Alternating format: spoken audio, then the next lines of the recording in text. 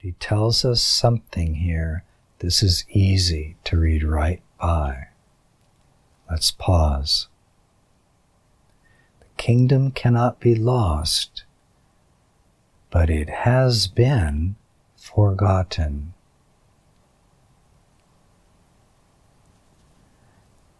Yet, in the forgetting is born the very substance of genuine remembering.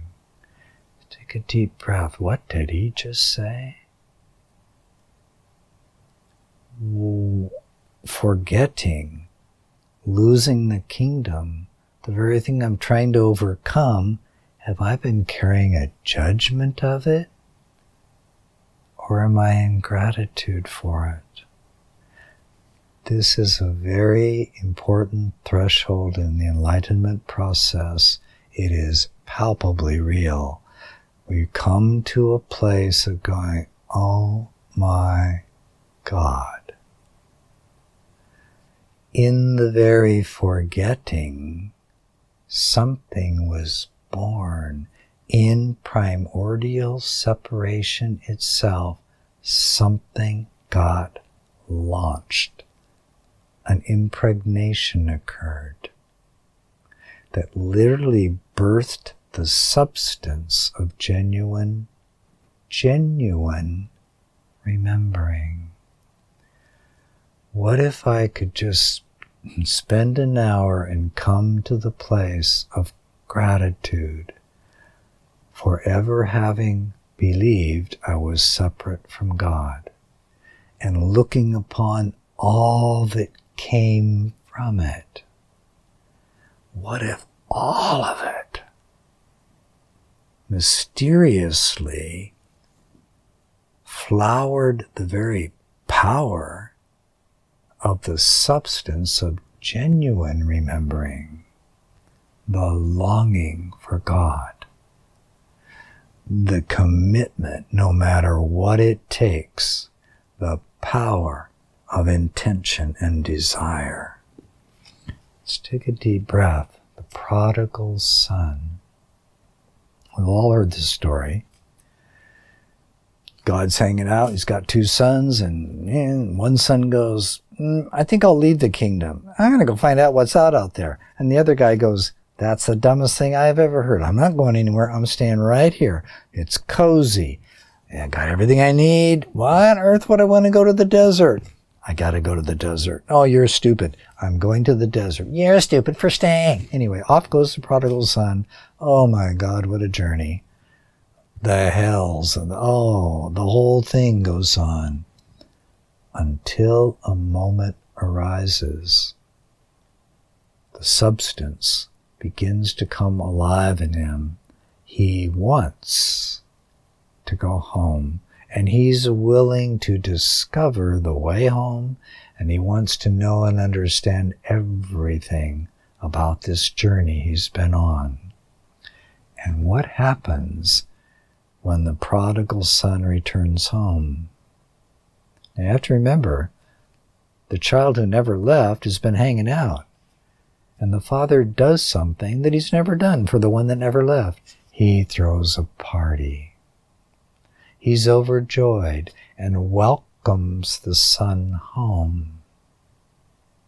For the father knows there's something quite precious in the willingness to get lost in the dream of separation and to come home.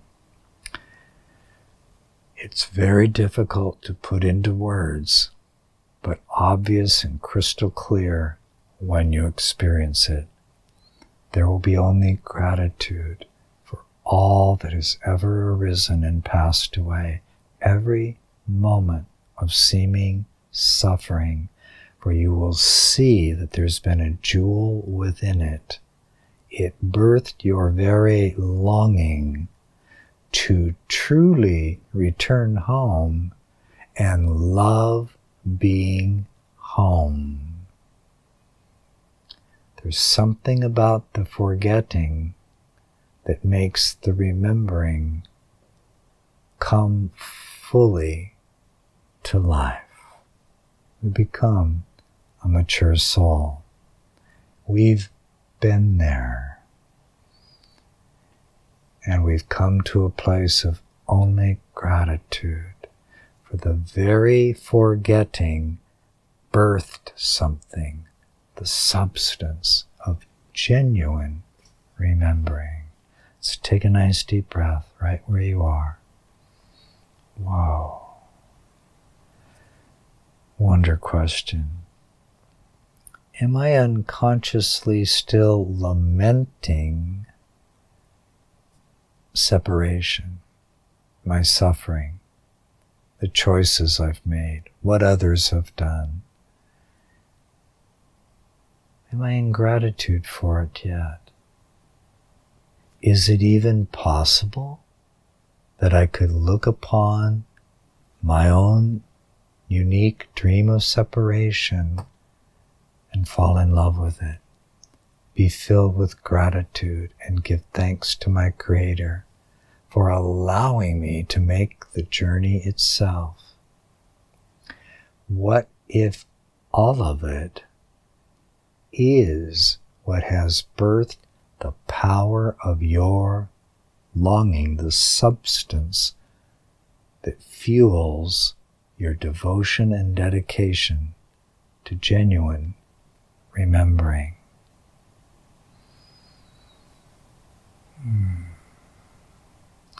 Would it be useful for me to set aside some time this week and just be curious? What is my relationship to what he calls the dream of separation, my suffering, my fears, my doubts? Is it possible to come into a loving relationship with all of it? What would it be like to know only gratitude for every moment of separation, every taste of hell that I've ever known? If it's all been self-created, what if it actually did have a purpose? In a later communication from Joshua, many years later, he shared that it's time to see that ego was not a mistake, that the dream of separation and the birth of ego is an aspect of the whole Christing process, the whole flowering of the matured, enlightened, unlimited soul that is also incarnate. Am I still judging the ego as something bad? Do I see it as a fault or an error? What if it's something I freely chose to taste, and by tasting it, something has been born? It's like a sperm meets an egg and there's an explosion of light. Could it be that the fall from grace activated in the Prodigal Son a substance that is essential to the further journey of the soul and its unfolding? Can we reach a point of nothing but gratitude? Let's all take a moment and just ask, I want to see and know clearly this great gratitude for every moment of seeming separation, for every fear and every doubt, every self-loathing, every projection, every blame, all of it. Help me to come to see with these eyes and with that heart that knows only gratitude for what birthed the very substance that is allowing my journey of remembrance. So again, what he's sharing with us here is a profound, universal threshold or a key, a phase of enlightenment.